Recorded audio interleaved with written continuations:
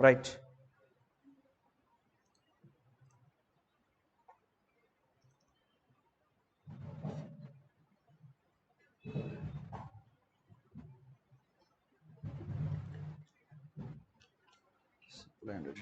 First one ఏంటమ్మా? Section 7 subsection 1 class A. అందులో first point, all forms of the supply of the goods or services or both. Second one, supply should be made for a consideration. And third one, supply should be in the course or furtherance of the business. So first 2 points అయిపోయా. All forms of the supply of good or services, consideration. Right, now we are going to discuss in the course or furtherance of the business. As we know, uh, in the course or furtherance of the business concerned, where a person making any supply without having a business, we should not say that it is as a supply. If any transaction taken place in commercial parlance, then only we have to say that it is as a supply. ఏదైనా commercial ప్యారలెన్స్లో జరిగితేనే ఆ transaction మనం ఏం చెప్పాలి? Supply అని చెప్పాలి. అంతేగాని జనరల్గా ఏదో ట్రాన్సాక్షన్ జరిగింది కదా అని చెప్పని, ఒకరి దగ్గర నుంచి ఇంకొక దగ్గరికి గూడు సర్వీస్ ఏదో వెళ్ళింది కదా అని వెంటనే సప్లైగా ట్రీట్ చేయకూడదు. సపోజ్ మనం డిస్కస్ చేసినట్టుగానే అమ్మా, షాపింగ్కి వెళ్ళారు, బ్యాగ్స్ 1+1 ఆఫర్ ఉంది, 800 రూపీస్. ఏంటి 800 రూపీస్ 2 బ్యాగ్స్ పర్చేస్ చేసి ఇంటికి తీసుకొచ్చారు. పక్కింట్లో ఫ్రెండ్ ఉన్నారు, ఫ్రెండ్కి బ్యాగ్ ఇచ్చారు, ఇదిగోరా ఎప్పుడు కొన్నా మనం 2 కొంటాం కదా, నీకోటి నాకోటి తీసుకొని తనకు ఒకటి ఇచ్చారు. మా అరే చాలా బాగుందిరా, థ్యాంక్ యూ అన్నాడు. Whether it would amounts to a supply? No. ఎందుకు? ఏమా? Absence of consideration. Hence it is not a supply. Okay, కొన్నారు, బాగానే ఉంది, ఫ్రెండ్కి ఇచ్చారు. తను ఏమన్నాడంటే ఎంతరా అంటే 800 రూపీస్ రా, 2 బ్యాగ్స్ వచ్చాయి అన్నాడు. వెంటనే తన పాకెట్ నుంచి తీసి 400 రూపీస్ మీకు ఇచ్చాడు. మా మీరేమన్నారంటే అరే బలవాళ్ళేరా, దానికి ఏముంది, డబ్బులే ఉంది, ఎప్పుడు తీసుకొస్తుంటాం కదా అంటే, నా కోసం తీసుకొచ్చావు, దానికి ఏముంది, ఇదిగో తీసుకో 400 రూపీస్ మనీని ఇచ్చారు, తీసుకున్నారు. నా whether it would amounts to a supply? No. ఎందుకు? You are not intended to do the business. There is an absence of the furtherance of the business. మీరు బిజినెస్ చేసే ఇంటెన్షన్తో యాక్టివిటీ చేయలేదు కాబట్టి ఆ ట్రాన్సాక్షన్ సప్లై కాదు. అక్కడ గుడ్ ఉందా అంటేను yes, consideration ఉందా అంటేను ఎస్, బట్ ఆప్షన్స్ అయింది ఏంటి? Furtherance of the business. Is clear? అదే ఇంకో ఎగ్జాంపుల్ చెప్పుకున్నాం. ఏంటి? సపోజ్ ఢిల్లీకి వెళ్ళారు, అక్కడ 8 GB పెన్ డ్రైవ్స్ని 50 రూపీస్కే సేల్ చేస్తున్నారు. 50 రూపీస్కే. మీరేంటి నార్మల్గా 8 GB పెన్ డ్రైవ్ ఎంతమ్మా? 400 రూపీస్. సో మనం ఇక్కడ పర్చేస్ చేసి మన ఫ్రెండ్స్కి 200 రూపీస్ సేల్ చేయొచ్చు కదా, 150కి సేల్ చేయొచ్చు కదా అని మీరు ఒక 100 పెన్ డ్రైవ్స్ని బ్యాగ్లో వేసి తీసుకొచ్చారు. ఇక్కడికి వచ్చి ఫ్రెండ్స్కి ఇచ్చి 150 రూపీస్ 200 రూపీస్ కలెక్ట్ చేసుకుంటూ ఉన్నారు. మా whether it would amounts to a supply? Yes, now it would amounts to a supply. Reason? there is a furtherance of the business.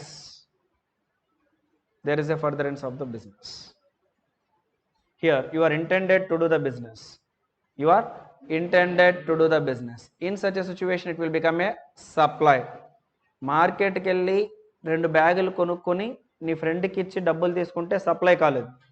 అదే నువ్వు ఢిల్లీకి వెళ్ళి అక్కడ వెళ్ళి పెన్ డ్రైవ్లు పర్చేస్ చేసి తీసుకొచ్చి నీ ఫ్రెండ్స్కి అమ్మితే సప్లై అయింది. ఈ 2 ఎగ్జాంపుల్స్లో డిఫరెన్స్ ఏంటి? ఫస్ట్ సిచ్యువేషన్లో నీకు బిజినెస్ చేసే ఇంటెన్షన్ లేదు, సెకండ్ సిచ్యువేషన్లో you are intended to do the business. That could be the difference. Is it clear?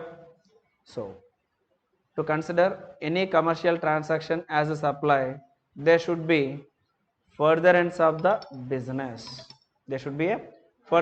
the business. Then only it will become supply. మరి ఫర్దరెన్స్ ఆఫ్ ద బిజినెస్ని base చేసుకొని department కొన్ని clarifications issue చేశారు. మా అంటే కొన్ని transactions జరుగుతాయి, అది బిజినెస్సా కాదా అని నీకు అనిపించవచ్చు. ఏంటి? బిజినెస్సా కాదా అని నీకు అనిపించవచ్చు. అలా డౌట్ వస్తుందని కొన్ని ఏరియాస్ని పికప్ చేసి, బాబా ఇవన్నీ బిజినెసే, నువ్వు మళ్ళీ క్వశ్చన్ చేయ మాకు, all these matters shall be treated as a business అని చెప్పని కొన్ని నోటిఫై చేశారు. మా వాటి గురించి ఇప్పుడు మనం డిస్కస్ చేయబోతాం. Are getting my word? Generally, at the transaction itself, we will be in a position to identify whether such transaction is in the course or furtherance of the business or not. But even then, certain ambiguous situations are identified by the department, and those situations are notified as in the course or furtherance of the business. Now we are going to discuss all those aspects, out of which the number one. Chuduma. Classification. Three samples and gifts. Samples which are supplied free of Ma, cost. all those things are we completed, ma. Now we are in explanation 3, ma. Page number 2.5, explanation 3. Explanation 3. Supply should be made in course of furtherance of business. Business includes GST essentially tax only on commercial transactions. Hence, only those supplies that are the course of or furtherance of business qualify as supply under GST. Resultantly, any supplies made by an individual in his personal capacity do not come under the ambit of GST unless they fall within the definition of business. Right? So, if any transaction transacted by an individual, it will come under the concept of the supply, but when he is doing such transaction as a business, that is in the course or furtherance of the business, without intended to do the business, various transactions might be taken place, and there the consideration might be involved. There it may be involvement of the good or service, but we should not say that it is as a supply. If you are saying anything such transaction as a supply, there should be a furtherance of the business. Remember, in India, if any transaction want to become a supply, always there should be a furtherance of the business. Suppose వీధి చివర వెళ్ళాను మా, tea కొట్టు ఉందో 10 రూపాయలు ఇచ్చాను, tea ఇచ్చాడు మా, ఇచ్చాడు, మరి బిజినెస్సా కాదా? ఫర్దరెన్స్ ఆఫ్ ద బిజినెస్సేనా? ఎస్. ఇంకేదో టిఫిన్ కొట్టుంది మా, ఇడ్లీ తిన్నాం, ఫర్దరెన్స్ ఆఫ్ ద బిజినెస్సా కాదా? ఎస్. బనానా ఫ్రూట్స్ అమ్ముతున్నాడు, 10 రూపీస్ ఇచ్చాం, ఫ్రూట్స్ కొనుక్కున్నాం, ఫర్దరెన్స్ ఆఫ్ ద బిజినెస్సా కాదా? Yes. All those or furtherance of the business. Suppose పక్కింట్లో వాళ్ళు ఉప్పు అడిగారు, ఏదో ఇచ్చారు, తర్వాత మీరు పప్పు ఇచ్చారు, ఫర్దరెన్స్ ఆఫ్ ద బిజినెస్సా కాదా? కాదా అమ్మా? రైట్. పొరపాటున ఎస్ అన్నారు అనుకోండి, అది బార్టర్ సిచ్యువేషన్ అవుతుంది, ఎక్స్చేంజ్ సిచ్యువేషన్ అవుతుంది. Both persons are liable for payment of GST. అంతే కదమ్మా? రైట్. అప్పుడు వైఫ్స్ చేసినటువంటి ట్రాన్సాక్షన్స్కి హస్బెండ్స్ బలైపోతారు. ఎవరు చేయమన్నారు ఈ ట్రాన్సాక్షన్కి? అనవసరంగా జిఎస్టీ కట్టాల్సి వస్తుంది. చెప్తే వీళ్ళు సూపర్ మార్కెట్లో కొనుక్కొచ్చేవాడిని కదా, అనవసరంగా ఇది ఇచ్చావు, అది తీసుకున్నావు, వీటన్నిటికి జిఎస్టీ కట్టమంటున్నారు. రైట్? గుడ్ మా. సో మరి కొన్ని ట్రాన్సాక్షన్స్ ఉన్నాయమ్మా, అవి ఫర్దరెన్స్ ఆఫ్ ది బిజినెస్ అవుతాయా లేదని మనకు డౌట్ ఉండొచ్చు, బట్ వాటికి సంబంధించిన క్లారిఫికేషన్స్ ఇచ్చారు, వెంటనే చూద్దాం. Number 1 చదువుమా. Any trade or commerce, manufacture, profession, etc., even if there is no monetary benefits. Oh, good. So, any trade or a commerce, what is the meaning of the trade?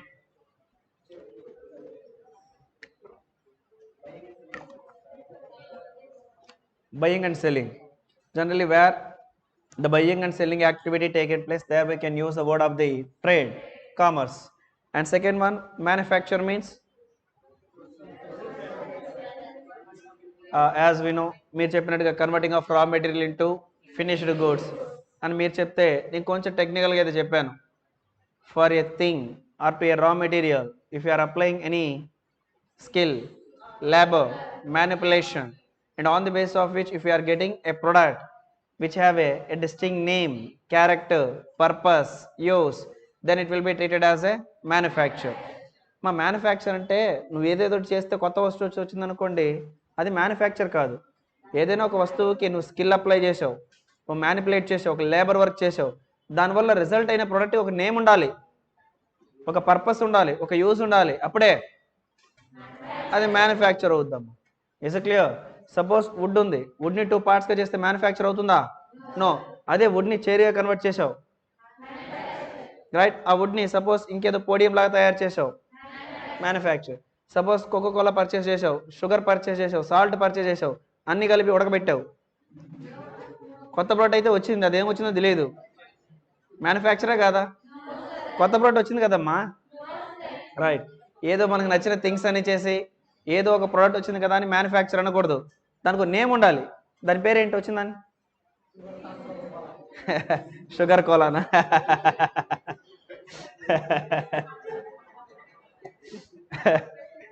Right?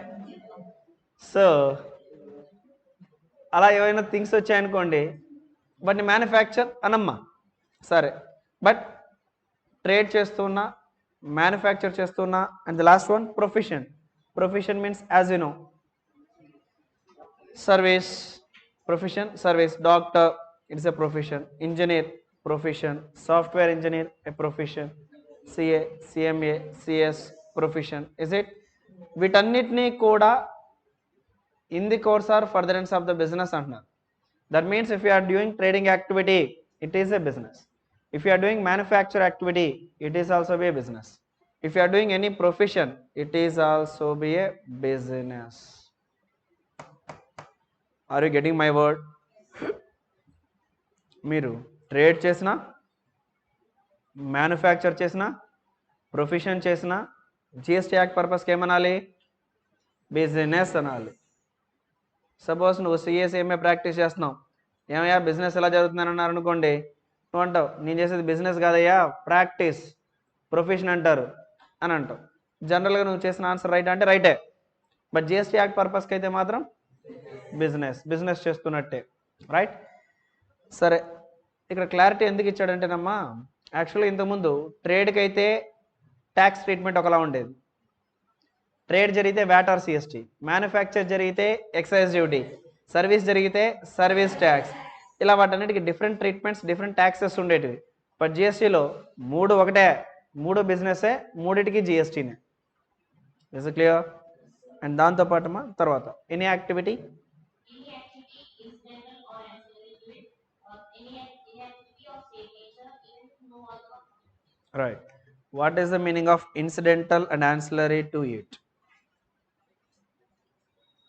Incidental and ancillary to it. Suppose, let us assume it is a showroom, South India shopping mall, right? ఏంటి మా వాళ్ళ object ఏంటి, business ఏంటి? Readymade garments sale చేయడమేగా, right? దీన్ని trade అంటారా, manufacture అంటారా, profession అంటారా?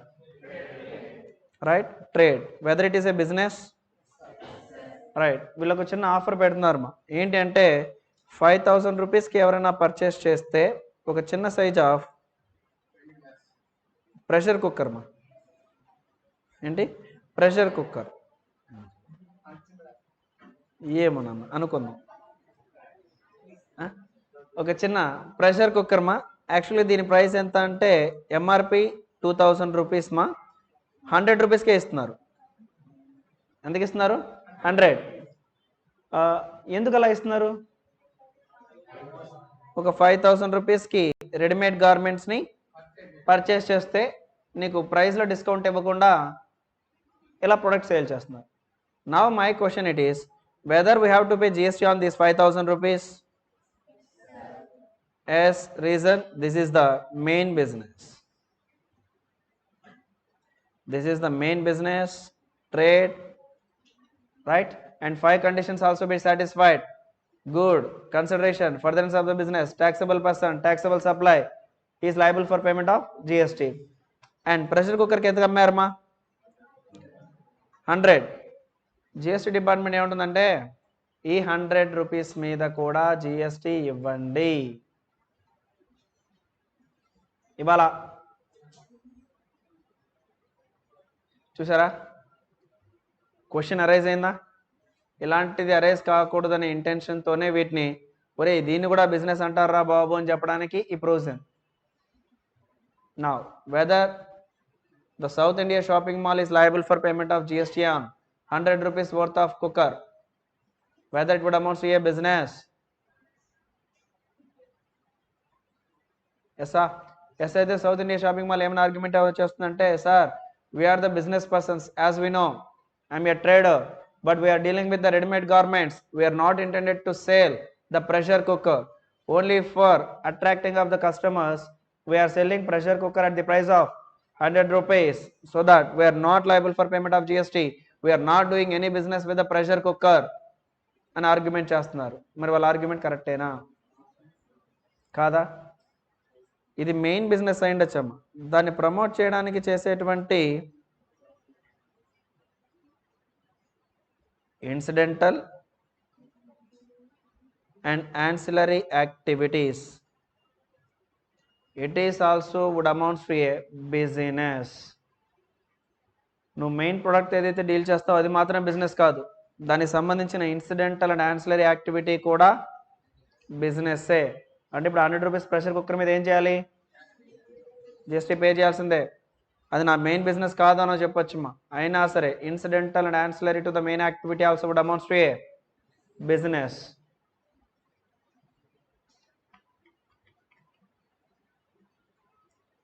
Is it? లేదంటే సినిమా థియేటర్కి వెళ్తారమ్మా, ఎంతమ్మా సినిమా టికెట్? 100. బ్రేక్లో స్నాక్స్ ఎంతమ్మా? 200, 300. Is it right? ఇప్పుడు సినిమా థియేటర్ ఓనర్ని నానా జిఎస్టీ పే చేసామంటే, భలేవాళ్ళు సార్ సినిమా టికెట్ మీద జిఎస్టీ కట్టాను, మరి స్నాక్స్ మీద కట్టవయ్యా అంటే, sir I'm intended to do the business only with an entertainment, not on supply of the food or beverages. Just it is a small activity. Main activity is movie ticket, దానిపైన GST కడతాను, food పైన నేను కట్టను, నాది main business ఏం కాదు. ఇక్కడ వచ్చిన వాళ్ళకి పాపం ఆకలితో వస్తారు సార్, ఫుడ్ ఏదో సినిమా చూసి చూసి అలసిపోయి ఉంటారు, వాటర్ ఏదో 50 రూపీస్ పర్ లీటర్ సేల్ చేసుకుంటాం, ఎక్కువేం కాదు, రైట్? ఇలా ఆర్గ్యుమెంట్ చేస్తారమ్మా. మరి అది బిజినెస్ ఏనా? Yes, incidental and ancillary to the main business. Main బిజినెస్కి చేసే ఇన్సిడెంటల్ అండ్ యాన్సిలరీ యాక్టివిటీ కూడా బిజినెస్సే. ఇంకా మాట్లాడతాను చూడండి. ఇదే కాకుండా పార్కింగ్ 10 రూపాయల కలెక్షన్ వస్తుంది, 10 రూపీస్ పార్కింగ్, 10 రూపీస్.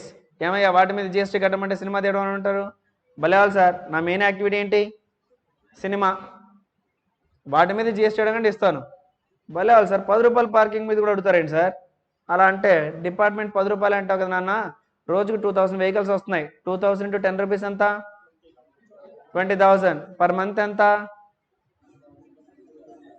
ఎంత? 6 lakhs. ఇయర్లీ ఎంత?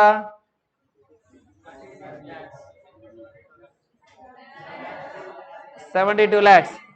ఇప్పుడు మాట్లాడు, 10 రూపాయలు అన్నావు కదా, ఇప్పుడు మాట్లాడు. అంటే ఇప్పుడు పార్కింగ్ కూడా వాళ్ళది బిజినెస్సేనా? పార్కింగ్ కూడా బిజినెస్సే కదా, జిఎస్టీ పే చేయాలా వద్దా? అంటే అప్పుడు మంత్ ఎండ్ అయితే ఆ సినిమా థియేటర్ ఓనర్ ఏం చేయాలి? GST on entertainment, GST on supply of the food or beverages and parking services, అన్నిటి మీద జిఎస్టీ కట్టాల్సిందే. నా మెయిన్ బిజినెస్ పైన కడతాను సార్, ఇన్సిడెంటల్ యాన్సిలరీ యాక్టివిటీ పైన నేను జిఎస్టీ కట్టనంటే కుదరదు. అర్థమైందా?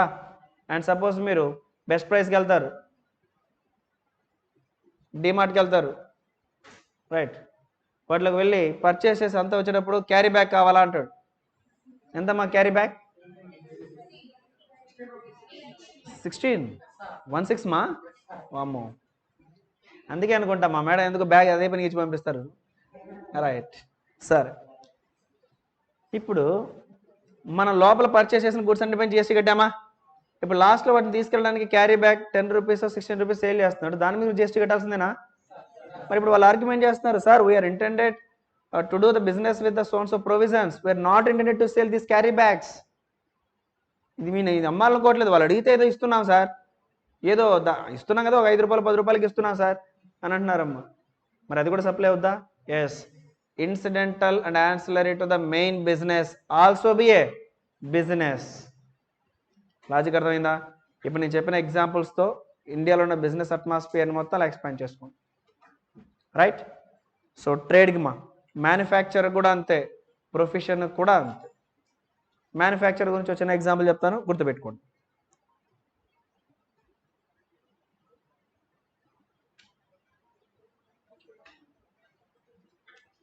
సపోజ్ మస్టర్డ్స్ ఐడియా ఉందమ్మా?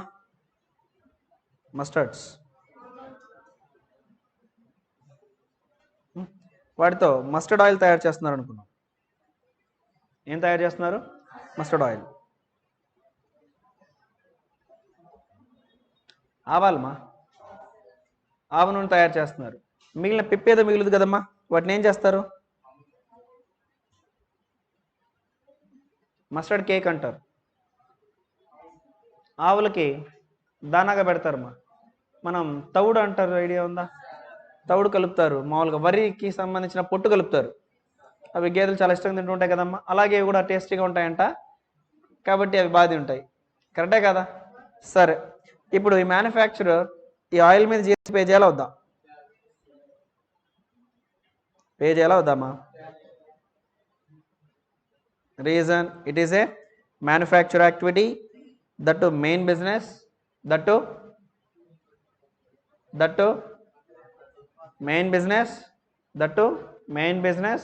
Manufacturer is liable for payment of GST on mustard oil. మరి ఈ ఆయిల్ మీద పే చేసిన తర్వాత ఈ మస్టర్డ్ కేక్ మొత్తం ట్రాక్టర్లోకి లోడ్ ఎక్కిస్తూ ఉన్నారు, వచ్చిన లారీలోకి లోడ్ ఎక్కిస్తున్నారు. జిఎస్టీ డిపార్ట్మెంట్ వచ్చారు, పే జిఎస్టీ ఇలా అన్నారు. తను ఏమన్నాడు, sir I'm intended to produce mustard oil but not the mustard cake, already we are paying GST on mustard oil, then why should we have to pay GST on mustard cake or waste? I am not intended to sell those mustard waste or scrap. దాన్ని నమ్మడం నా వ్యాపారం కాదు. ఏదో generate అయింది, ఆయన ఏంటి ఓ 20,000 ఇచ్చి తీసుకెళ్తాన్నాడు లారీ లోడు, తీసుకెళ్ళిపోయావయ్యా, ఏదో ఒక 20,000 వచ్చే కదని తీసుకుంటాను అంతే. దాన్ని నమ్మడం, దాంతో వ్యాపారం చేయడం నా ఉద్దేశం కాదు. ఇలా అన్నా సరే ఇది మెయిన్ యాక్టివిటీ అవ్వచ్చు. ఈ మస్టర్డ్ కేక్ ఏదైతే ఉందో it is incidental or ancillary to main activity. దీన్ని కూడా ఏమంటాం? Business. Are you getting my word?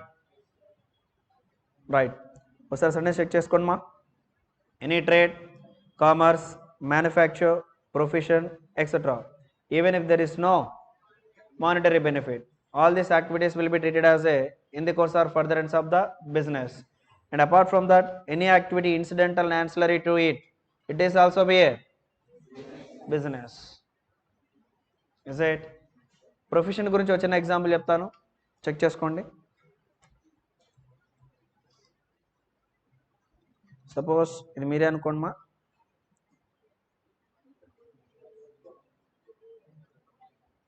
Right. Suppose Radhikama, suppose she is a qualified chartered accountant or a cost accountant in practice.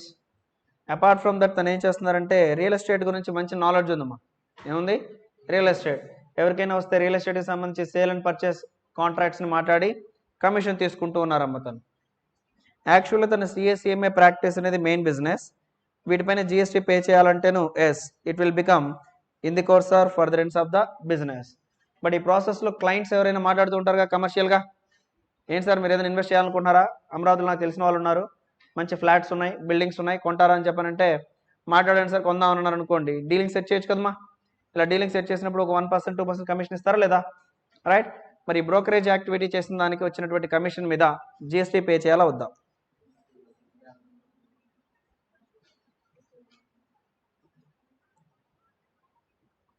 చేయాలా? Reason, main యాక్టివిటీకి ఇది incidental are యాన్సిలరీగా ఉండొచ్చు. లేదు ఇంకో person వచ్చాడు, sir నా దగ్గర డబ్బులు ఎక్కువ ఉన్నాయి, ఇన్వెస్ట్మెంట్ నేను ఎలా చేసుకోవాలి నాకు చెప్పండి, స్టాక్ మార్కెట్లో ఇన్వెస్ట్ చేయాలా, మ్యూచువల్ ఫండ్ ఇన్వెస్ట్ చేయాలా, ఇన్సూరెన్స్ పాలసీ తీసుకోవాలా, లేదు సమ్ అదర్ వేగా ఎలా ఇన్వెస్ట్ చేస్తే నాకు మంచి రిటర్న్ వస్తుంది అని అంటే అప్పుడు నువ్వేం చేసావు? ఒకసారి ఫనీ సార్ చెప్పినటువంటి ఎఫ్ఎం క్లాస్ గుర్తు తెచ్చుకున్నావు, time value of money. Right. ఎలా ఎంత రిటర్న్ వస్తుంది జాగ్రత్తగా క్యాలిక్యులేట్ చేసి, సార్ మీ దగ్గర ఇంత డబ్బులు ఉన్నాయి కదా, సపోజ్ ఒక 5 crores ఉన్నాయి, అందులో 1 crore ఇందులో ఇన్వెస్ట్ చేయండి అండ్ ఇంకో 1 crore ఇందులో ఇన్వెస్ట్ చేయండి. ఇలా ఒక మంచి ప్లాన్, పోర్ట్ఫోలియో అంటారు మా వాటిని. ఆ పోర్ట్ఫోలియో ప్లాన్ చెప్పావు, నీకు ఫీజు ఒక 20,000 రూపీస్ ఇచ్చారు, జిఎస్టీ పే చేయాల్సిందేనా? ఎస్. సో మెయిన్ సర్వీసెస్తో పాటు ఇన్సిడెంటల్ అండ్ యాన్సిలరీ సర్వీసెస్ నువ్వు ఏదైనా ప్రొవైడ్ చేసి మనీ తీసుకుంటే it is also would amounts to a business. Any doubt? First point. దాంతోపాటు ఏంటమ్మా, any activity of the same nature even if no volume or continuity, తక్కువ వాల్యూమ్లో చేయొచ్చు అండ్ బిజినెస్ కంటిన్యూటీ కూడా లేకపోవచ్చు, బట్ అయినా సరే నీ ఇంటెన్షన్ బిజినెస్ చేసే ఉద్దేశం అయితే అది బిజినెస్సే. ఏం మాట్లాడుతున్నారు సార్? జాగ్రత్త. ఒక కమర్షియల్ యాక్టివిటీ చేస్తున్నామమ్మా, అది హ్యూజ్ వాల్యూమ్ ఏమీ కాదు, తక్కువ వాల్యూమే ఉండొచ్చు అండ్ ఇయర్ మొత్తం వ్యాపారం చేయకపోవచ్చు, బట్ అయినా సరే దాన్ని ఏమని చెప్పాలి? In the course or furtherance of the business అనే చెప్పాలి. అంటే ఎలా సార్? Best example as we discussed, crackers example. Year మొత్తం సేల్ చేస్తావా? కొంత పీరియడే కదా, no continuity, but still we have to say that it is in the course or furtherance of the business. Is it? That's the first aspect. Suppose second one తీసుకుందాం, ice cream business ఉంది, అది కూడా season ప్రొడక్టేగా, కరెక్టే కదమ్మా. వింటర్లోను rainy సీజన్లో ఎవరైనా తింటాడా ఏంటి? తింటారా అమ్మా? ఈ మధ్య ఫ్యాషన్ అయిపోయింది కదమ్మా. ఒకనొకప్పుడు ఐస్ క్రీమ్ అనేది ఏంటి, సమ్మర్లో తినేటువంటి ప్రోడక్ట్. ఇప్పుడు స్టైలిష్ ఎక్కువ అయిపోయిందమ్మా. వింటర్ కాదు కానీ రైనీ సీజన్, ఏందో వాన పడితే మిరపకాయ బజ్జీలు తినడం బదులు ఐస్ క్రీమ్ తినడం ఫ్యాషన్ అయిపోయింది, అంతేనా? సరే, whatever it is. Suppose అలాంటి బిజినెస్ ఏదైనా సరే కంటిన్యూటీ లేకుండా వర్క్ చేయొచ్చు, but they are intended to do the business. Is it? Suppose మీరు జాతరలలో కొంతమంది వ్యాపారాలు చూస్తూ ఉంటారు. మన ఊర్లో జాతరలు ఏమైనా ఉన్నాయనుకోండి, వచ్చి ఒక వారం రోజులు వ్యాపారం చేసుకెళ్తారు, అంతేనా? ఒక చోట ఉండరు, తిరుగుతూ ఉంటారు, రైట్? అండ్ ఎక్కువ వాల్యూమ్ కూడా కాదు, కొంత వాల్యూమ్తోనే తిరుగుతూ ఉంటారు, అండ్ పెద్దగా కంటిన్యూటీ కూడా ఉండదు. But still we have to say it is as a business. Is it clear? Next, second one. Supply or acquisition of goods, including capital goods and services, in connection with commencement or close of business. There is no schedule. Okay. Supply or acquisition of the goods, including capital goods, in connection with the commencement or closure of the business. ఒకటి రెండు సార్లు sentence చదవండి, మీకు ఏమైనా అర్థమైతే నాకు చెప్పండి.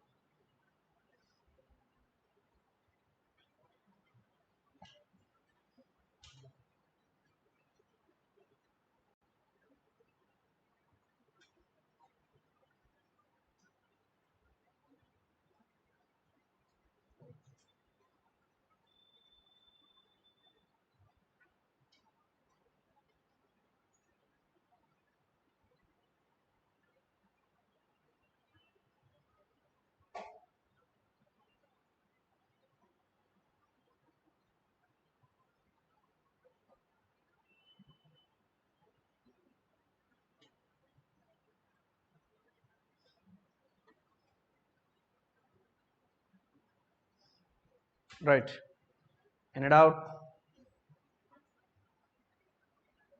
అర్థమైతే కదా సార్ డౌట్ అన్నదానికి. రైట్, వినండి మా. First one, acquisition and supply, రెండు డిఫరెంట్గా చెప్తున్నాను మా. What's date of today? February 19. Let us assume you are going to start your business from 1st March onwards. Let us assume. And today you are purchasing various furniture and equipments, right? Whether today do you have any business? Whether do you have any business today? No. When you are going to start your business? On 1st March. Now today, even you don't have any business, but you are purchasing those goods for the purpose of usage of the business. Is it? So that you are eligible for ITC. నువ్వు వ్యాపారం లేదు కొనేటప్పుడు, వ్యాపారం లేకపోయినా ఫ్యూచర్లో వ్యాపారం start చేయడానికే కొన్నాను, అక్వైర్ చేశాను అని తెలిస్తే వాటిపైన ఏం చేయొచ్చు మనం? ఇన్పుట్ ట్యాక్స్ క్రెడిట్ క్లెయిమ్ చేయొచ్చు. అంటే మీనింగ్ ఆ రోజు వ్యాపారం లేకపోయినా వ్యాపారం కోసం కొన్నట్టే. Still we have to consider that such acquisition is in the course or furtherance of the business. Might be you are purchasing all this type of the equipment 10 days before to the commencement of the business. But before commencement of the business you don't have any business. But still we have to presume that it is in the course or furtherance of the business. అలా అయితే అప్పుడు నువ్వేం చేయొచ్చు? వాటి మీద ITC claim చేయొచ్చు. కరెక్టా కదా? Is it? కరెక్టా అమ్మా? అక్వజిషన్ గురించి ఏదైనా డౌట్ ఉందా? పాయింట్ అర్థమైందా? ఇంకోసారి చెప్పాలా? ఇంకోసారి చెప్పనా? గుడ్ మా. ఇప్పుడు సపోజ్ మీరే ఇంటర్నెట్ సెంటర్ స్టార్ట్ చేయబోతున్నారు అనుకోండి. ఏంటి 1వ తేదీ నుంచి మంచిగా ఓ హీరోనో హీరోయినో పిలిచారు. 1వ తేదీన రిబ్బన్ కటింగ్ ఉంది, రైట్? మరి 10 రోజుల ముందే సిస్టమ్స్ కొన్నారమ్మా. ఈరోజు కొన్నప్పుడు వ్యాపారం ఏమైనా ఉందా? వ్యాపారం కోసం కొనకపోతే ఐటీసీ రాదుగా, కరెక్ట్ కదమ్మా? మరి ఇప్పుడు వ్యాపారం కోసం కొంటున్నారు కానీ ఆ రోజు వ్యాపారం లేదు. అలాంటప్పుడు మనం ఇంకా వాటిని ఏమనుకోమని చెప్తుంది act? It is in the course or furtherance of the business. Business కోసమే కొన్నట్టు అనుకోండి. ఎందుకు? నువ్వు కొనేది దేనికోసం కొంటున్నావు? బిజినెస్. బిజినెస్ కోసం కొంటూ ఉన్నప్పుడు కొనే రోజున బిజినెస్ లేకపోయినా నీకు ఐటీసీ వస్తుంది, బంపర్ ఆఫర్. లేదయ్యా నువ్వు వ్యాపారం స్టార్ట్ చేసిన తర్వాత కొనుక్కోవాలి అన్నారు అనుకోండి, ప్రాబ్లంగా. 1వ తేదీ నువ్వు స్టార్ట్ చేస్తావు కదా, దాని తర్వాత కొనుక్కోవయ్యా ఐటీసీ ఇస్తాను, ముందే కొనుక్కుంటే నీకు ఐటీసీ ఇవ్వను అన్నాడు అనుకో, బిజినెస్ ప్రాబ్లమా కాదా? అందుకోసమే క్లారిటీ ఇచ్చేసావు. నువ్వు ఫస్ట్ మార్చ్కి బిజినెస్ స్టార్ట్ చేస్తున్నావు. స్టార్ట్ చేయకముందే నువ్వు బిజినెస్ కోసం బిజినెస్కి వాడదామనే ఉద్దేశంతో నువ్వు కొన్నావు అని అంటే నీకు ఐటీసీ ఇస్తాను వస్తుంది. That is the first point. Is it right? ఇప్పుడు చిన్న ఎగ్జాంపుల్ అడుగుతున్నాను, ఆన్సర్ చేయండి మా.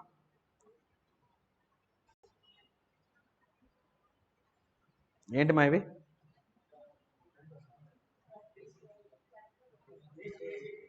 ఎవరు హార్మోని పెట్టి అంటున్నారు? ఏసీ,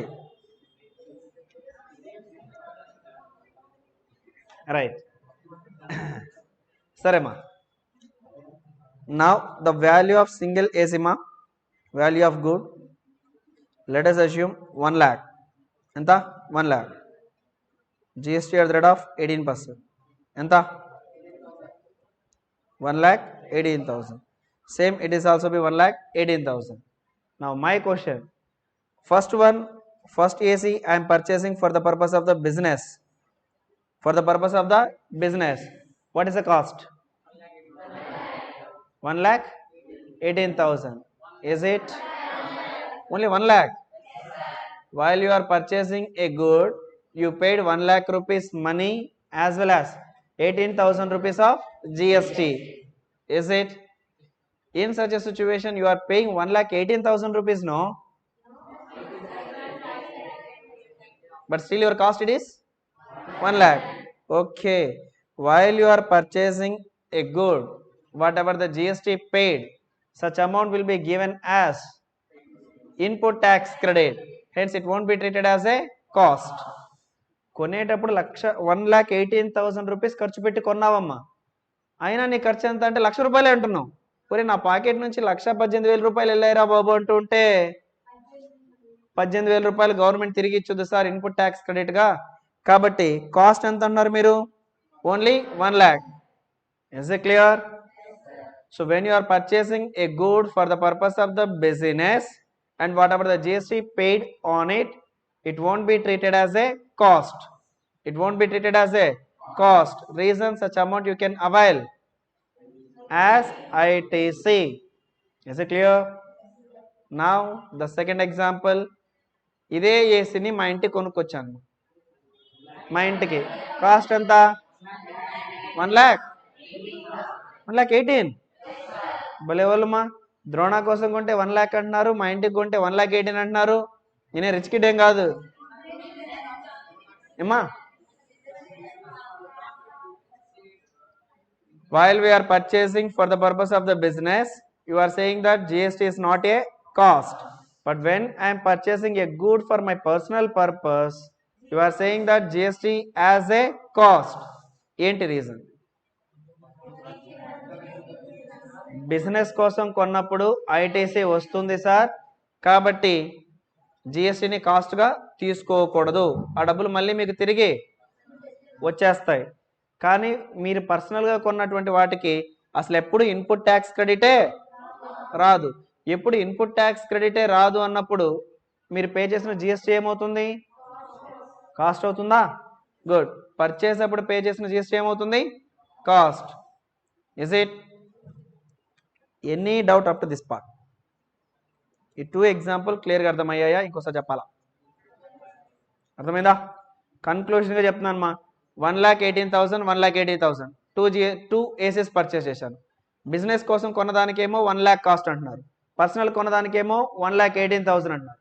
డిఫరెన్స్, బిజినెస్ కోసం కొన్నదానికి ఐటీసీ వస్తుంది కాబట్టి GST is not a cost. But personal కొనదానికి ఐటీసీ రాదు కాబట్టి ఇక్కడ జిఎస్టీ కాస్ట్. Is clear? ఇప్పుడు నా కన్నింగ్ మైండ్ సెట్ చూడండి, ఏం చేస్తాము. రైట్, ఏం చేద్దాం ఏమ్మా? రైట్, బిజినెస్ కోసం ఏసీ కొన్నాం. బిజినెస్ కోసం కొన్నప్పుడు ఫస్ట్ పాయింట్ ఏంటి? Acquisition in connection with the commencement of the business, hence we are eligible for ITC. So ఇలా ITC తీసేసుకుంటాను.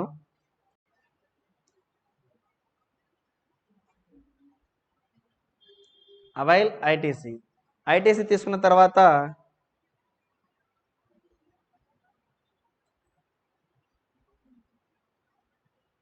Removed for personal use. Removed for personal use. ఇప్పుడు department challenge, నీ ఇష్టం, మరి ఏం చేయాలి డిపార్ట్మెంట్? ఇలా చేయడం కరెక్టా? నో. అందుకోసమే ఇక్కడ ఒక చిన్న కాన్సెప్ట్ పెట్టాను. ఏంటి అని అంటే, నువ్వు ఏదైనా ఒక అసెట్ని పర్చేస్ చేసి ఐటీసీ అవైల్ చేసుకుంటే, ఏం చెప్పాను? ఒక అసెట్ని పర్చేస్ చేసి ఐటీసీ అవైల్ చేసుకుంటే దాన్ని బిజినెస్ అసెట్ అంటారు. ఏమంటారు? business. If you are purchasing any good for the purpose of the business and you are availing input tax credit on it, it will be treated as a business asset. Once it became a business asset, lifelong you have to use such asset only for the purpose of your business. ఏదైనా ఒక అసెట్ని కొని ITC avail చేసుకుంటే దాన్ని ఏమంటారు? Business asset అంటారు. దాని life long ఏం చేయాలి? బిజినెస్ కోసమే వాడాలి. And when an asset will become business asset? When you are availing ITC on it. Is it clear? Suppose take an example, this is the camera purchased by the Drona and availed input tax credit on it. Whether it will become a business asset? As the camera, laptop and all these things will become a business asset of the Drona. I am saying the word business asset. Business asset word, it is exclusively used in the GST Act. మీరు అకౌంట్లో అయితే, అకౌంటింగ్లో అయితే వీటిని ఏమంటారు? Fixed అసెట్లో అంటారు. For the purpose of the accounting we will consider all these things as a fixed asset for the purpose of claiming of the depreciation. But for the purpose of the availment of the ITC, we are using different word. ఏంటి ఆ different word? Business asset. మా word జాగ్రత్తగా అర్థం చేసుకోవాలి. Accounts పర్పస్కి fixed asset అనేటువంటి మనం GST పర్పస్కి ఏమని వాడతాం? Business asset. జిఎస్టీలో బిజినెస్ అసెట్ అని వాడేమంటే మీనింగ్ ఏంటి? వాటి మీద ఐటీసీ అవైల్ చేసుకున్నావు. కరెక్టేనా? సపోజ్ మా ఒక 1 hour ముందు మనం మనోజ్ సార్ చెప్పాం, సార్ ఏవో మార్కర్స్ అయిపోయి త్వరగా తీసుకురండి అన్నాం. తీసుకొచ్చారు మా మార్కర్ వాడాం. దీని మీద ఐటీసీ అవైల్ చేసుకుందామని అంటే ఏం చేస్తారు లేండి సార్ వదిలేయండి అన్న. అంటే దీని మీద ఇన్పుట్ ట్యాక్స్ క్రెడిట్ అవైల్ చేసుకోలేదు. Actually Drona is eligible for availment of ITC. Reason this marker used only for the purpose of business. No, కరెక్టా కాదా? బట్ బిజినెస్ కోసం వాడటం, బిజినెస్ కోసం వాడుతున్నాం కానీ ఐటీసీ అవైల్ చేయలేదు. Now my question it is whether it is a business asset. Drona is eligible for availment of the input tax credit, but I don't know what could be the reason. Drona not avail ITC on this marker. Whether it will become a business asset? Is it? No, it is not a business asset. ఇప్పుడు నేను ITC తీసుకోలేగా, ITC తీసుకోలా, దీన్ని మా ఇంటికి తీసుకెళ్ళిపోతే GST department అని అడుగుతుందా? అడగదు. వీటి మీద ITC తీసుకున్నామా, suppose ఈ ల్యాప్టాప్ నేను ఇంటికి తీసుకెళ్ళిపోతే డిపార్ట్మెంట్ అడుగుతుంది. ఎందుకు? ఏమయ్యా ఐటీసీ అవైల్ చేస్తున్నప్పుడు నువ్వేం చేయాలి? బిజినెస్కే కదా వాడాలి, బిజినెస్కి వాడకుండా ఇంటికి ఎందుకు తీసుకెళ్తావు నన్ను క్వశ్చన్ చేస్తుంది. Is it?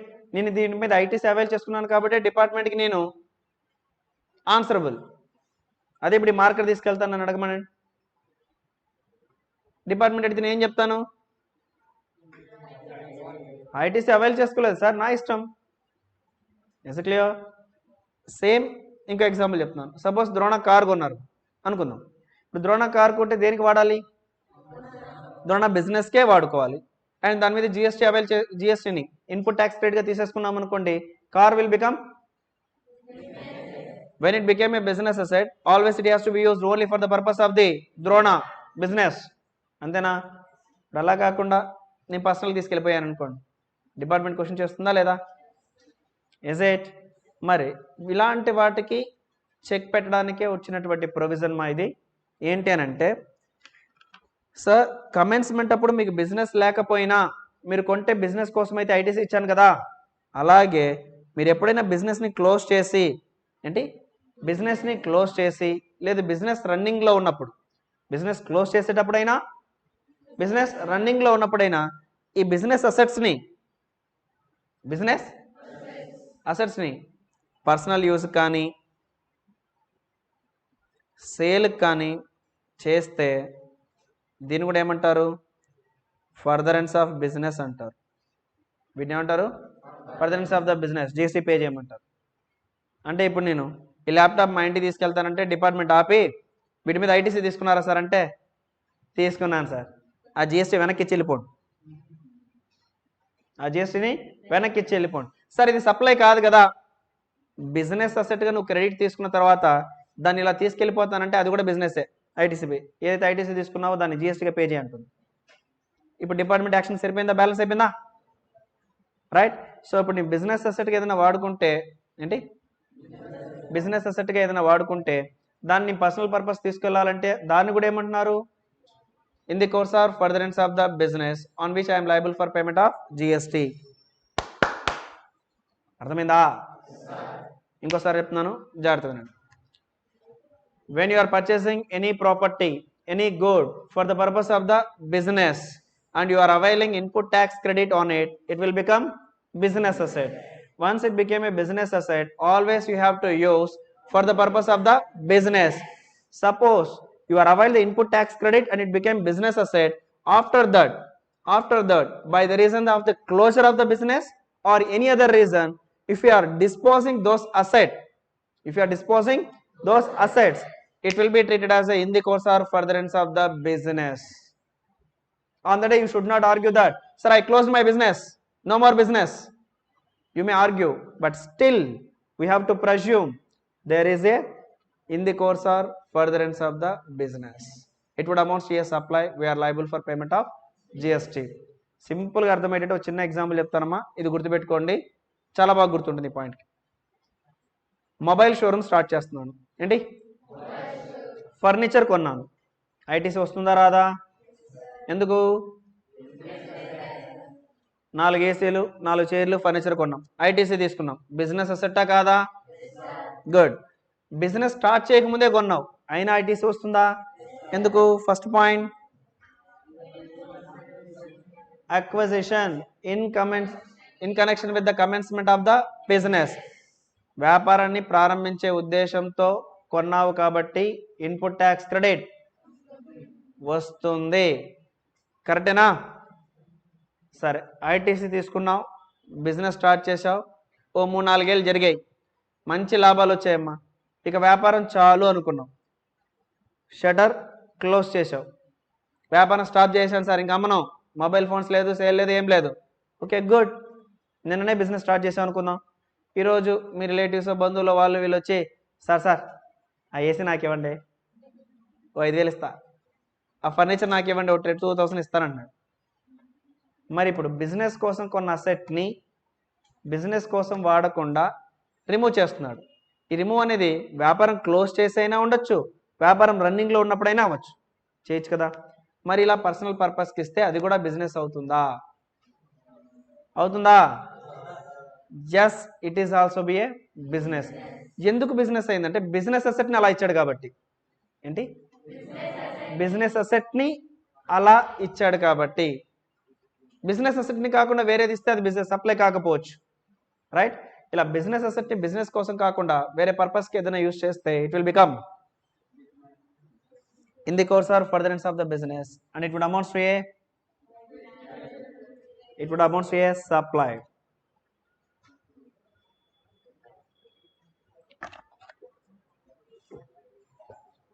Second point check చేసుకోండి మా. Supply at the time of closure of the business. బిజినెస్ని క్లోజ్ చేసిన తర్వాత వాటిని ఇచ్చినా సరే దాన్ని ఏమని చెప్పాలి? In the course or furtherance of the business. చిన్న ప్రాక్టికల్ ఎగ్జాంపుల్ చెప్తాను మా, చూసుకోండి.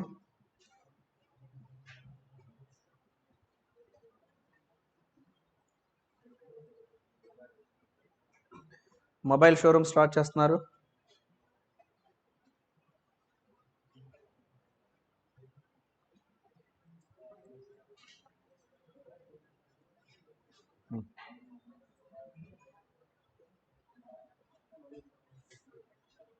ఎప్పుడు మా స్టార్ట్ చేయబోతున్నారు? This is the commencement. Is it? This is the commencement. వినండి మా, నోట్ చేసుకోమాకండి, టైం ఇస్తాను, నోట్ చేసుకోండి. కమెన్స్మెంట్.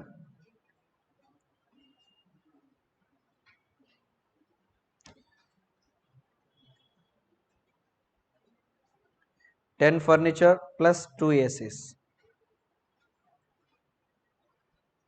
5 ఫ్యాన్స్. వీటిని ఎప్పుడు పర్చేస్ చేశారంటే 28th February 2022 పర్చేస్ చేశారు. మరి వీటి మీద ఐటీసీ వస్తుందా? ఎందుకు?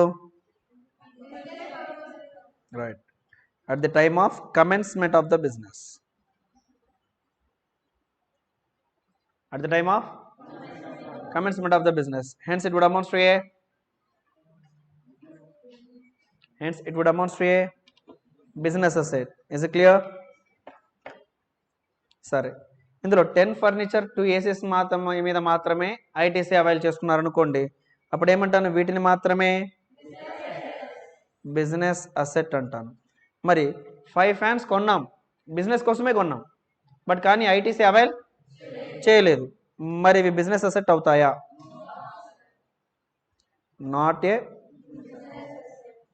ఎందుకు బిజినెస్ అసెట్ కాదు?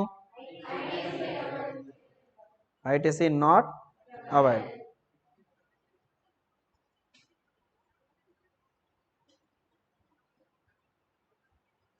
Is clear? Any doubt? మరి ఇప్పుడు చూద్దామా. ఇలా ఒక 4 years జరిగిపోయింది. ఎలా? ఒక 4 years అయిపోయింది. ఆఫ్టర్ 4 years ఇక్కడ ఉన్నటువంటి 10 furniture plus 2 AC removed, sold, ఏదైనా జరిగి ఉండొచ్చు. నథింగ్ బట్ క్లోజర్ కదా, కరెక్టా కదమ్మా? ఇలా క్లోజర్ అయినప్పుడు ఈ బిజినెస్ అసెట్ ఆ రోజున 4 ఏళ్ల తర్వాత ఎంతైతే వాల్యూ ఉందో ఆ వాల్యూ మీద జిఎస్టీ కట్టాలా వద్దా? కట్టాలా వద్దా? కట్టాలా? నేను చెప్తున్నాను డిపార్ట్మెంట్కి, భలేవాళ్ళు సార్, కొనేటప్పుడు ఐటీసీ తీసుకున్నాను, 4 ఏళ్ళు వ్యాపారానికి వాడాను సార్, వ్యాపారమే ఆపేసాను, క్లోజ్ చేశాను, చూసుకోండి వారం రోజులు అయిపోయింది షట్టర్ క్లోజ్ చేసి. ఈరోజు ఎందుకు ఓపెన్ చేశాను షట్టర్ని? ఆ ఫ్యాన్లు ఏసీలు ఏమో ఉన్నాయి వాటిని తీసుకెళ్దామని వచ్చాను. ఫర్నిచర్ ఏసీ తీసుకెళ్తుంటే మీరు స్టాప్ పే జిఎస్టీ అంటే ఎందుకు కడతాను? ఇలా ఆర్గ్యుమెంట్ చేస్తున్నారు. కట్టాలా? పే చేయాలా? ఎందుకు? Right, once you avail ITC on it, it will become a business asset, and lifelong you have to use only for the purpose of the business. And suppose in the near future, at the closure of the business or in the life of the business, if you are removing business asset to any other person, it will become in the course or furtherance of the business. ఆ రోజు నాకు వ్యాపారం లేదు, వ్యాపారం close చేసిన business చేసిన ప్రకారం కాదు కదా, నేను ఎందుకు జిఎస్టీ కట్టాలి? వ్యాపారం క్లోజ్ చేసి వారం అయిపోయింది సార్, ఈరోజు జిఎస్టీ కడతారేంటి? ఈరోజు వ్యాపారమే లేదుగా, ఉన్న ఏసీలను తీసుకెళ్ళిపోతానంటే అప్పుడు డిపార్ట్మెంట్ ఏముంటుంది? నువ్వు తీసుకెళ్లేది బిజినెస్ అసెట్స్ని. బిజినెస్ అసెట్స్ని తీసుకెళ్లేటప్పుడు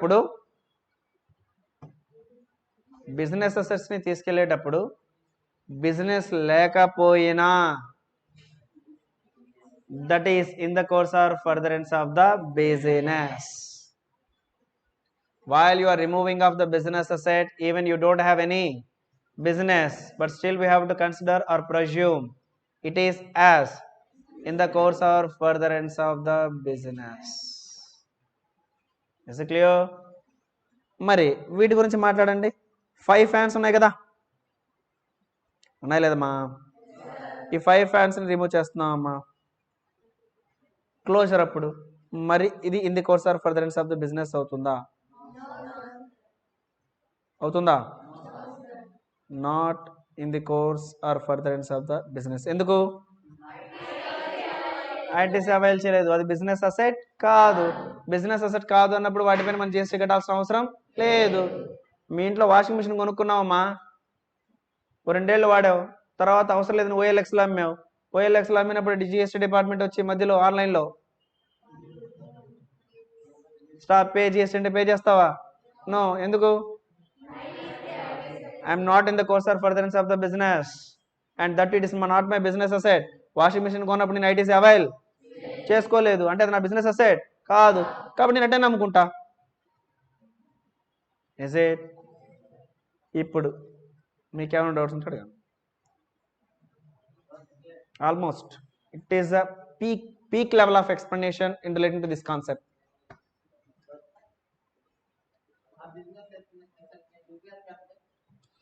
బిజినెస్ అసెట్ ని బిజినెస్ వాళ్ళకే అమ్మినా it is in the course or furtherance of the business. కొనుక్కుంది నీ బిజినెస్ కి, ఐటీసీ తీసుకుంది నువ్వు, వేరే వాడి వ్యాపారానికి ఇస్తున్నావు అంటే నీ బిజినెస్ కి వాడట్లే కదా, నీ బిజినెస్ కి మీరు వాడట్లే కదా. ఆ రోజున ఎంత వాల్యూ అయితే ఉంటుందో, ఏ రోజున? అమ్మే రోజున ఆ వాల్యూ మీద నువ్వు జిఎస్టీ కట్టాలి. ఆ రోజున్న వాల్యూకి, కొన్న రోజున్న వాల్యూ కాదు. తక్కువగా అమ్మితే ఏంటి సార్? 10,000కి కొని 10 రూపాయలకి అమ్మితే ఎలా సార్? దానికి సంబంధించి వాల్యూ ఎలా డిటర్మైన్ చేయాలి అనడానికి సెక్షన్ 15 ఉందమ్మా. ఏంటి section 15? 5th or 6th chapter మా వాల్యూ ఆఫ్ సప్లై. మళ్ళీ అక్కడ టచ్ చేస్తాను. ఒకవేళ తక్కువ వాల్యూకి అమ్మితే ఎలా? గుడ్. బిజినెస్ అసెట్కి లైఫ్ స్పాన్ అయిపోతే ఎలా సార్? మీరేమి ఇలా చెప్తున్నారు? నిజంగానే 5 years కూడా రాకుండా 2 yearsకి బిజినెస్ లైఫ్ స్పాన్ అయిపోయింది సార్, ఎక్కువ వాడాం. సపోజ్ మీకు మౌల్స్, డైస్, జిగ్స్ అని కొన్ని ఉంటాయి మా, అచ్చులు, ఐడియా ఉందా? మా వినాయక చవితికి మనం వినాయకుని బొమ్మ కొంటామా, తయారు చేసేవాడి దగ్గర అచ్చు ఉంటుంది మా, బంకు మట్టి కూరి మనకిస్తాడు. That is called moulds, dies, jigs అంటాం. వాటికి డిప్రిసియేషన్ చాలా హైగా ఉంటుంది. డిప్రిసియేషన్ చాలా హైగా ఉంటుంది అంటే ఈజీగా పోద్దమ్మా అది. నువ్వు ఎక్కువ ప్రొడ్యూస్ చేస్తే తరిగిపోద్ది కదా. ఇప్పుడు దాని ఏమంటే 2 ఏళ్ళకే పోయింది సార్, ఏం చేయాలి? అలాంటప్పుడు దాన్ని స్క్రాప్గా అమ్ముతావా? ఏంటి? దాని మీద పే చేసావు ఏమా? అంటే మీనింగ్ నువ్వు ఎంత వాల్యూకి అయితే బిజినెస్ కోసం వాడవో, నా లాజిక్ పాయింట్ ఏనండి, లిసన్ మై వర్డ్. ఈ వర్డ్ మీనింగ్ తెలియకుండా చాలా ఇబ్బంది పడుతుంటారు. ఎంత వాల్యూ అయితే నువ్వు బిజినెస్ కోసం వాడవో అంత వాల్యూకి జిఎస్టీ వెనక్కి ఇచ్చేయి. ఎంత వాల్యూకి బిజినెస్ కోసం వాడావో అంత వాల్యూ క్రెడిట్ ఇస్తా. ఎంత వాల్యూని అయితే నువ్వు బిజినెస్కి వాడవో అంతకు నీకు ఐటీసీ రాకూడదుగా, కాబట్టి అది జిఎస్టీ ఇచ్చేయి. That is the reason. ఆ పాయింట్ని అలా చెప్పకుండా మనకు ఇంత కాన్సెప్చువల్గా చెప్తాడు. యాక్చువల్లీ దీని వెనకాల ఉన్న మర్మం ఏంటి? అదేగా, the department is intended to give input tax credit only to the extent of asset consumed for the purpose of the business, right? Now if you are not using such asset for the purpose of the business, to that extent you are not eligible for ITC, and the department is intended to get that ITC amount as back. For that reason what the department saying, right, such further supply will become in the course or furtherance of the business, hence to that extent you are liable for payment of GST. అర్థం అయిందా? ఏమా? తెలిసి చేసినా తెలియకపోకుండా చేసినా నేరం నేరమే. Ignorance of law is no excuse. Sir తెలియకుండా అమ్మేశారు సార్, నన్ను ఏం చేయమంటారు? నువ్వు కూడా తెలియకుండానే జిఎస్టీ కట్టు, ఎక్స్క్యూషన్ అయితే ఏముండదు. చెకింగ్కి రారు మా, ఇదే చెప్తున్నాను మా. తను అడిగే డౌట్ ఏంటంటే, మీరు ఇప్పుడు కంప్యూటర్ ఉంది సార్, మీ ఇంటికి పట్టుకొని పోతే మీరు ఇక్కడ చెప్పినట్టు మధ్యలో మన ఫైనాన్స్ మినిస్టర్ నిర్మలా సీతారామన్ గారు వచ్చి స్టాప్ పే జిఎస్టీ అని అడగరు కదా సార్, తన intention. Remember, you are the future chartered accountant and cost accountants. You have to obey the rules, you have to follow the rules, you have to comply with the act. You should not try to violate the act. Violate చేయడానికి try చేయకూడదు. And తను చెప్పినట్టుగా department physical control మన మీద ఉండదమ్మా. We have to impose self control on us. మన self control impose చేసుకుని ఆ వర్క్ చేయాలి. మన దగ్గర వచ్చేటువంటి క్లయింట్స్తో ఆ వర్క్ని చేయించాలి. ఏమయ్యా వస్తువు ఇలా పంపించేసావు, ఇలా అమ్మావు, జిఎస్టీ కట్టు, డిపార్ట్మెంట్ ఏదైనా వస్తే ఆ రోజు నాకు సంబంధం లేదు, నీ ముందే చెప్పారని నువ్వు సజెస్ట్ చేయాలి. అండ్ దట్టు మళ్ళీ ఒకసారి చేయొచ్చు, 2 సార్లు చేయొచ్చమ్మా, రైట్? ఏదో ఒకసారి దొరుకుతాడుగా. ఆ రోజు దొరికినప్పుడు ఏమవుతుంది, ఇంతకుముందు ఎంతైతే సేవ్ చేశాడో అంతకన్నా ఎక్కువ పెనాల్టీ, ఫీజ్, ప్రాసిక్యూషన్ ఇలాంటివన్నీ జరుగుతాయా లేదా? That could be the situation. ఇంకా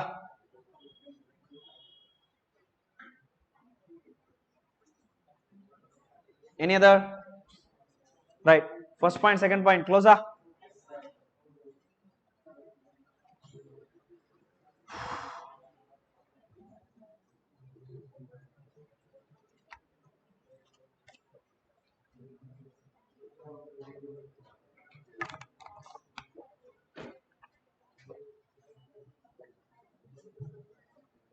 మా ఆల్మోస్ట్ జిఎస్టీకి సంబంధించిన ఇవన్నీ బేసిక్ వర్డ్స్, బేసిక్ కాన్సెప్ట్స్ మా. వీటిని ఇలా చదువుకోవాలని తెలియక ప్లెయిన్ రీడింగ్తో ముందుకెళ్ళిపోయి తర్వాత చాప్టర్స్ అర్థం కాక చాలా ఇబ్బంది పడుతూ ఉంటారు. Are getting my word? మీరు అబ్జర్వ్ చేస్తే ఆల్మోస్ట్ ఒక 40 minutes మనం ఒక లైన్ మీద టైం స్పెండ్ చేస్తున్నాం. అలా టైం స్పెండ్ చేయడానికి రీజన్ ఈ కాన్సెప్ట్స్ అన్నీ మీకు నీట్గా ఇవి అర్థమైతే ఫర్దర్గా చెప్పేటువంటి టాపిక్స్ కొంచెం టఫ్గా ఉన్న ఈజీగా అర్థమైపోతాయి. ఇప్పుడు మీకు బిజినెస్ అసెట్ అంటే అర్థమైపోయిందా? బిజినెస్ అసెట్ అంటే మీకు ఈజీగా అర్థమైపోయింది, ఫర్దర్ కాన్సెప్ట్ మీకు అర్థమవుతుంది. అలా కాకుండా ఇక్కడ ప్లెయిన్ రీడింగ్తో చదువుకుంటూ వెళ్ళిపోయారనుకోండి, తర్వాత చాప్టర్స్ అర్థం కాకుండా ఉంటాయి. So that still I'm asking, if you have any doubt ask me. అయిపోయిందా? థర్డ్ వన్ మా, బ్రేక్ అమ్మా. రైట్, క్లాస్ ఎప్పటి వరకు? రైట్ మా, ఒక 10 minutes బ్రేక్ తీసుకుని రండి, స్టార్ట్ చేద్దాం.